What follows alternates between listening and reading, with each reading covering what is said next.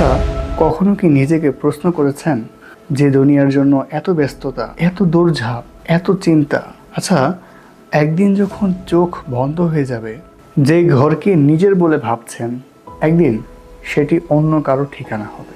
আর যে সম্পদের জন্য দিনরাত পরিশ্রম করেছেন, মৃত্যুর পর এই সম্পদ, টাকা পয়সা কিছুই সঙ্গে নেওয়া যাবে না। কিন্তু একটি জিনিস আপনার সঙ্গ ছাড়বে না, তা হলো আপনার আমল, নামাজ, কোরআন তিলাওয়াত, দান সদকা এবং মানুষের প্রতি উত্তম আচরণ। এই সব কিছুই হলো আপনার জন্য প্রকৃত সম্পদ। দুনিয়াকে প্রয়োজনের জায়গায় রাখুন, হৃদয়ের জায়গায় নয়। কারণ এই পৃথিবী স্থায়ী বাসস্থান নয়, এটি কেবল একটি মুসাফিরের ক্ষণিকের যাত্রাপথ।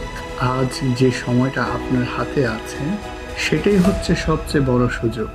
আল্লাহর দিকে ফিরে আসুন, তার সন্তুষ্টিকে জীবনের লক্ষ্য উদ্দেশ্য বানান। কারণ মৃত্যুর পর আফসোস করার সুযোগ থাকবে না।